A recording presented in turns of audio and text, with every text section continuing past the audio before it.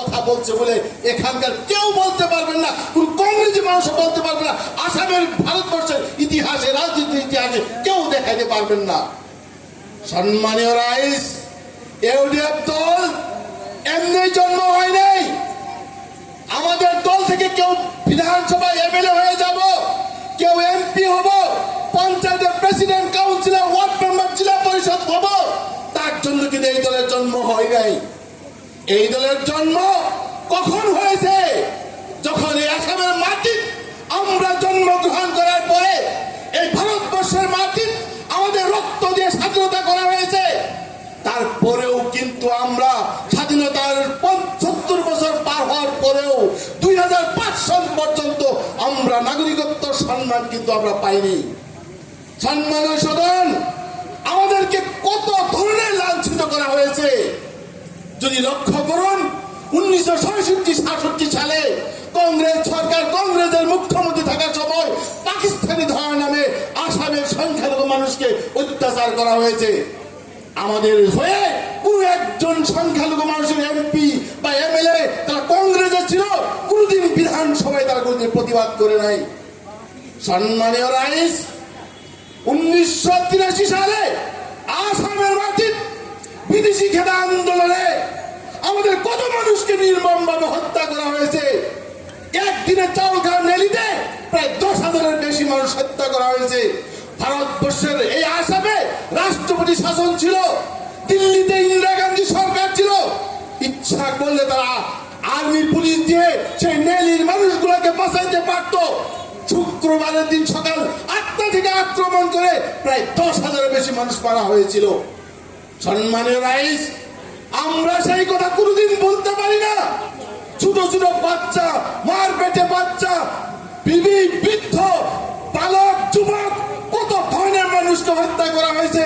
দাউদের কাকে হত্যা করা হয়েছে, টেগারকে হত্যা করা হয়েছে, গুলি করে মারা হয়েছে, ঘরে আগুন দিয়ে আগুনের মৃত্যু পুড়ে মারা হয়েছে। অথচ এই ভারতবর্ষের সরকার কংগ্রেস ছিল, ইন্দিরা গান্ধী দিল্লিতে বসা ছিল, রাষ্ট্রপতি শাসন ছিল।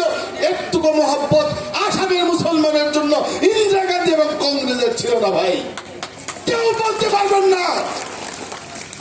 তারপরেও সারা পৃথিবী আতঙ্কিত হয়ে গেছিল এরকম হত্যাকাণ্ড আসামে, ভারতবর্ষে হইতে পারে। বিশ্ব দরবারে কলঙ্কিত একটা অধ্যায় বিশ্ববাসীকে দেখানোর জন্য একটা দেওয়ানি কমিশন বসানো হয়েছিল। আজকে ২০২৩ সন, ১৯৮৩ থেকে হিসাব করেন আজকের তারিখ পর্যন্ত সেই নেলির হত্যাকাণ্ডর, সেই সেখানে হত্যাকারী তারা, তাদের কোনো বিচার হইল না। সেই মানুষগুলো আজকের তারিখ পর্যন্ত তারা কোনো বিচার পাইল না।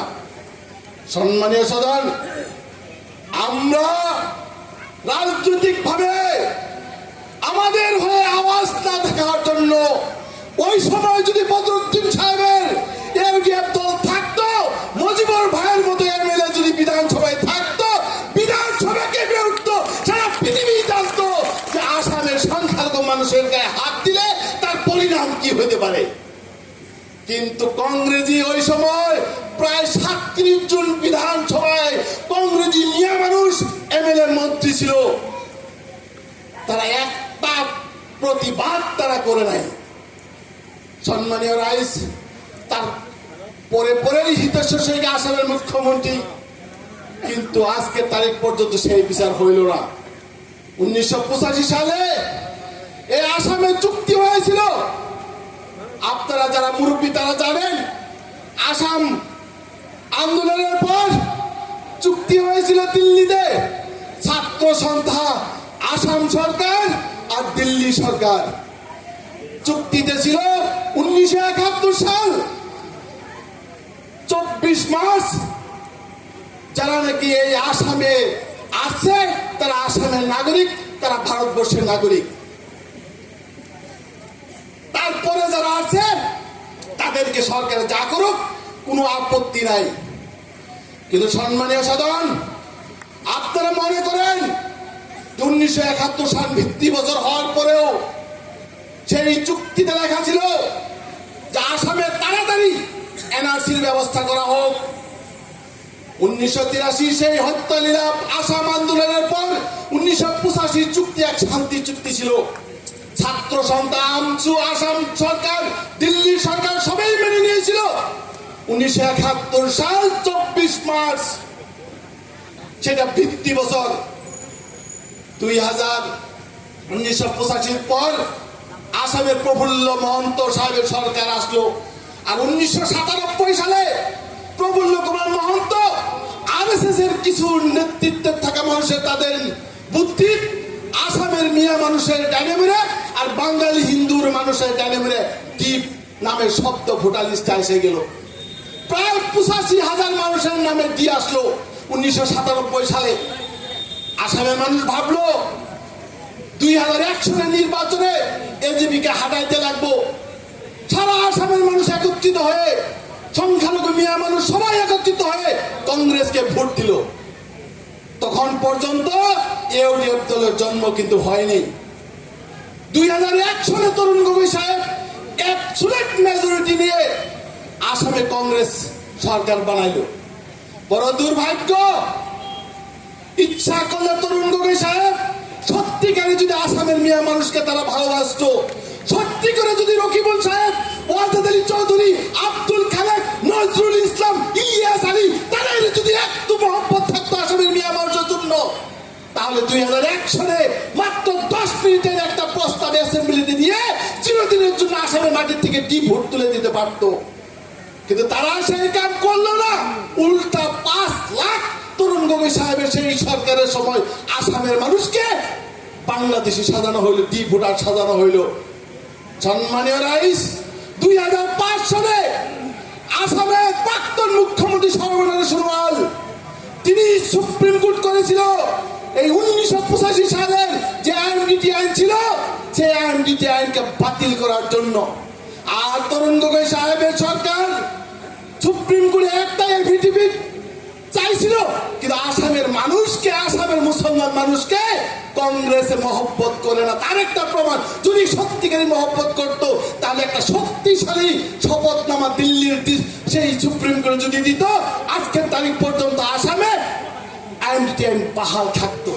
কিন্তু একটা দুর্বল শপথনামা তরুণ গগৈ সাহেব দেওয়ার জন্য 2005 সালে আসামের যে আইনটি আইন তাকে বাতিল করা হইল। সাথে সাথে আইনটি আইন বাতিল করার সাথে সাথে প্রত্যেক থানায় থানায় বর্ডার দারোগা, বর্ডার পুলিশ, আর যে মানুষগুলোকে ভোটার বানানো হইলো তাদেরকে ধরে নিয়ে তারা এত বড় আসামি। কোন মানুষ 5টা মার্ডার করছে তার জন্য মঙ্গলদৈ জেলখানা, কারা তার যদি সারা জীবন জেল হয় মঙ্গলদৈ জেলখানা, 10 বছর হলো মঙ্গলদৈ। খুব বেশি বড় যদি কোনো মানুষ অন্যায় করে তার জন্য কেন্দ্রীয় কারাগার গুয়াহাটি, কেন্দ্রীয় কারাগার যোরহাট।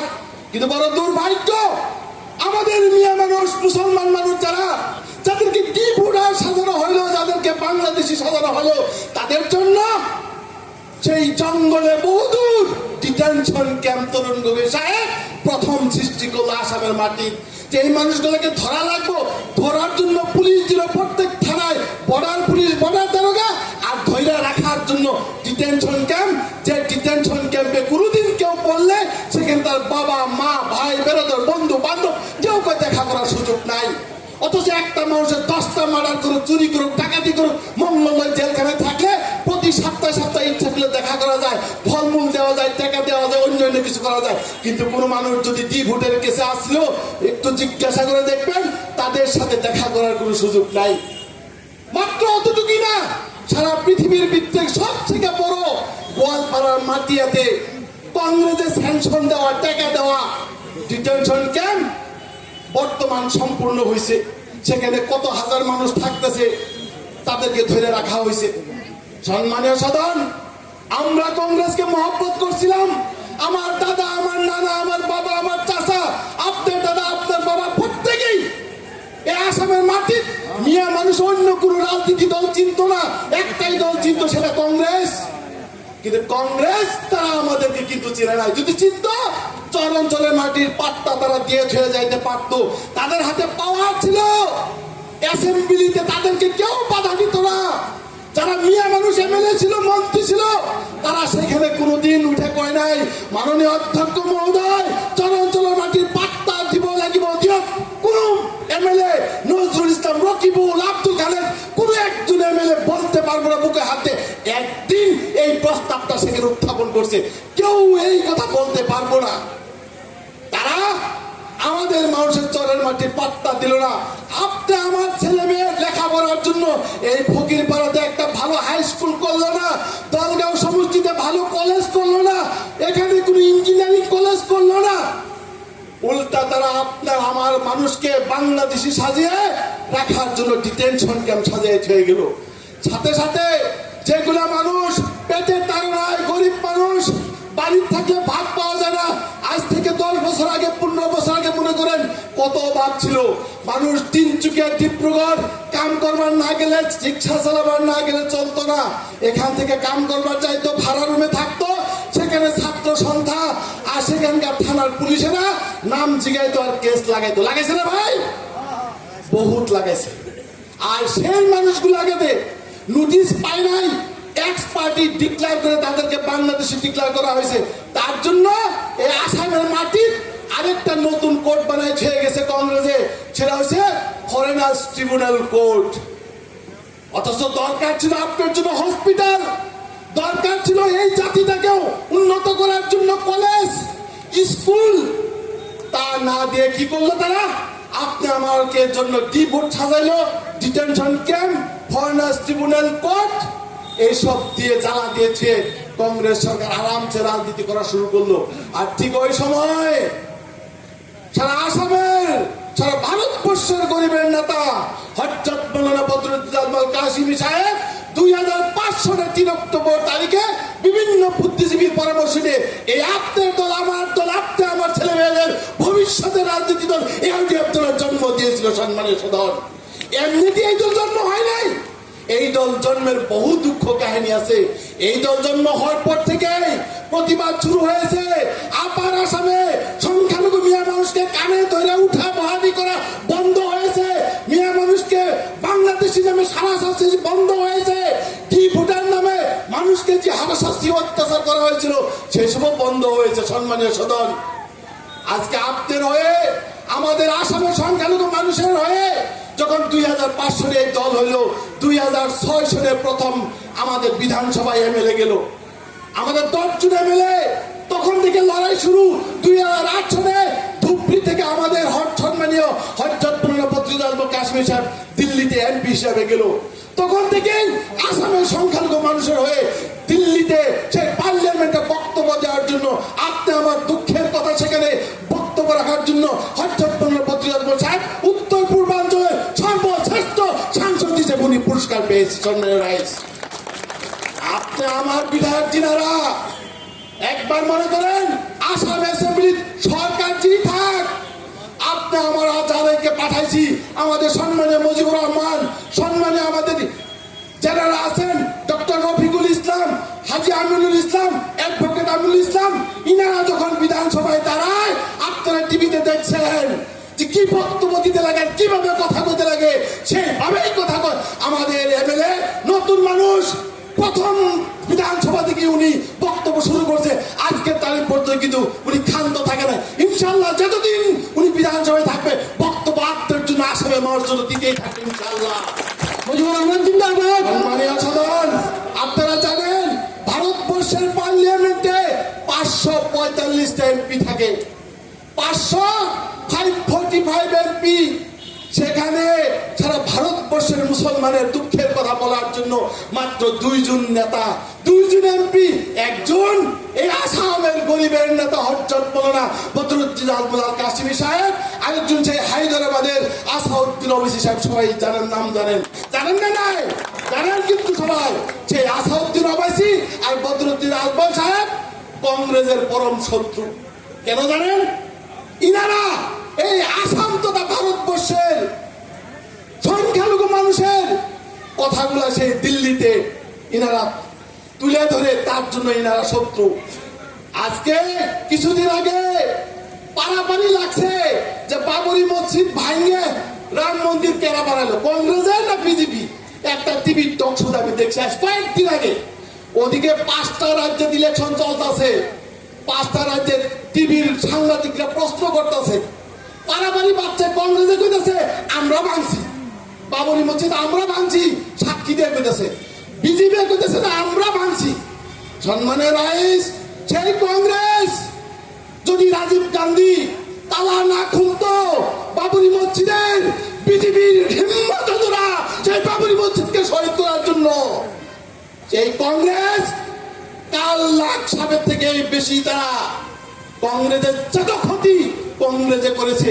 আজকে 2008 সালের উদাহরণগুলি দরন জেলার সংঘর্ষের কথা বলুন, 2012-2014 সেই কুকরাজার গুসাইগাঁও আপনি আমাদের মানুষকে কিভাবে হত্যা করেছে সেই কথাই মনে করুন। কংগ্রেস সরকারের আসামের মাটির তারা থাকার সময় আমাদেরকে এতভাবে অন্যায় অত্যাচার করা হয়। সম্মানীয় সাধন, কংগ্রেসের উদ্দেশ্য একটাই যে আসাউদ্দিন ওবায়সী আর বদরুদ্দিন আহমদ সাহেবের দল যদি থাকে আসামের মুসলমান চালাক হবো। আসাউদ্দিন ওবায়সী সাহেব উনিও কলেজ, গরিব মানুষের জন্য স্কুল কইরা মুসলমানদের ডাক্তার ইঞ্জিনিয়ার বড় মানুষ বানানি শেষ। আসামের মাটি বদরুদ্দিন আহমদ সাহেব খালপিটি আজমল কলেজ করার আগে আমাদের গরিব মানুষ সায়েন্সে পড়ার স্বপ্ন কিন্তু দেখছে, সায়েন্সে কিন্তু পড়বার পায় নাই, ডাক্তারের কথা তো ভাববারই পায় নাই। আর যখন থেকে খালপিটিয়া সায়েন্স কলেজ শুরু হইলো তারপরের থেকে আমাদের এই দলগাঁও সমষ্টির ডাক্তার ইঞ্জিনিয়ারের ফ্যাক্টরি আরম্ভ হয়ে গেল। হয়েছে না ভাই, সত্য কথা বলেন? কিন্তু কংগ্রেস তারা সরকার ছিল, আমাদের খালপিটিয়া দলগাঁও সমষ্টির একটা ভালো সায়েন্স কলেজ তারা কিন্তু দেয়নি।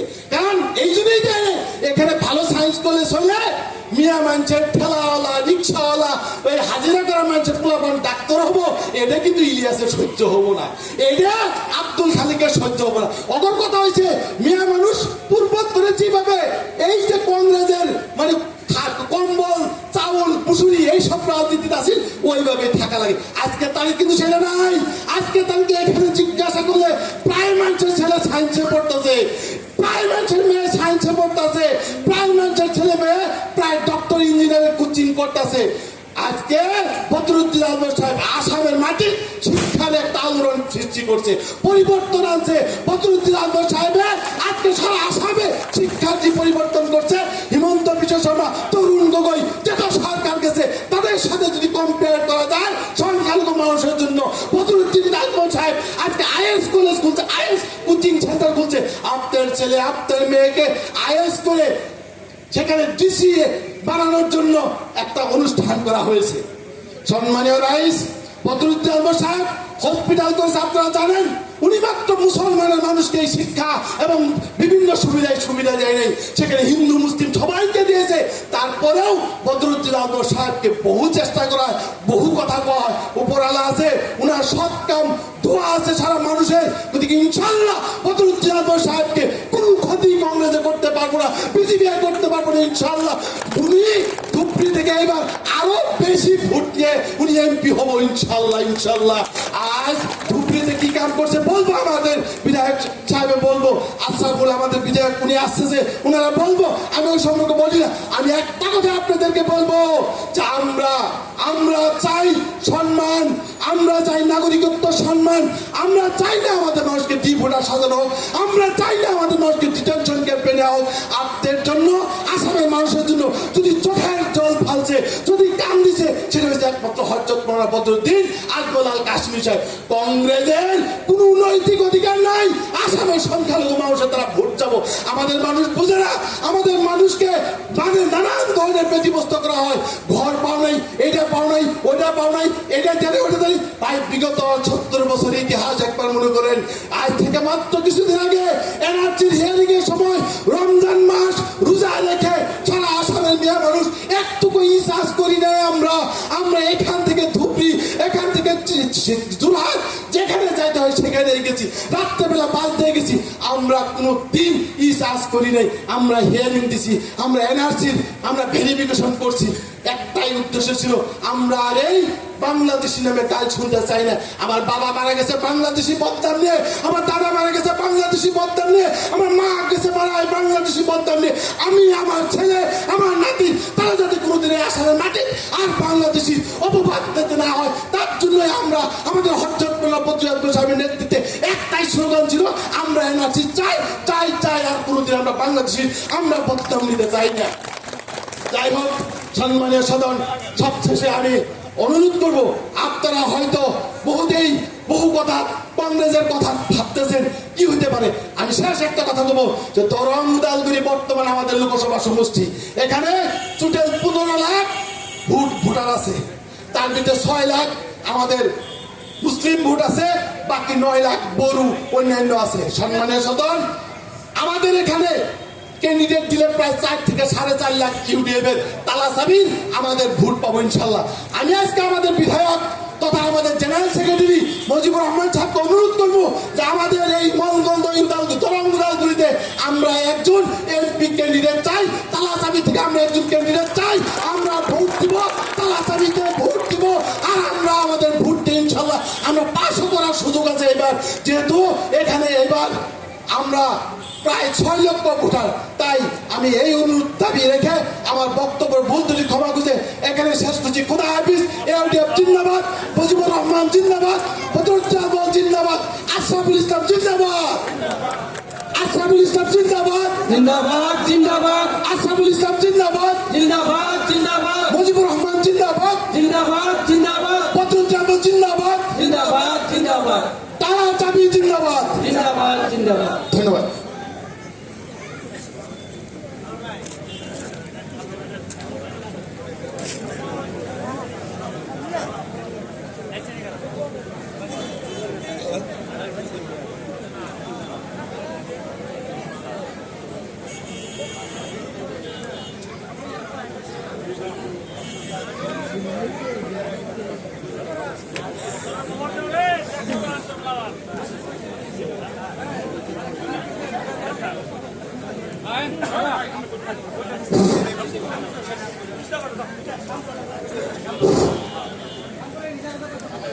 ধন্যবাদ।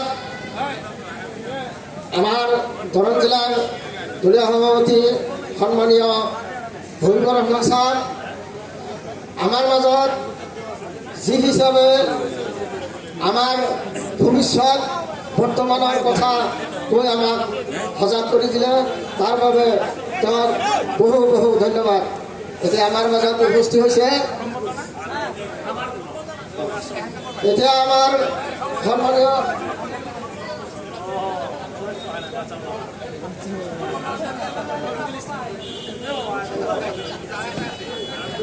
এতিয়া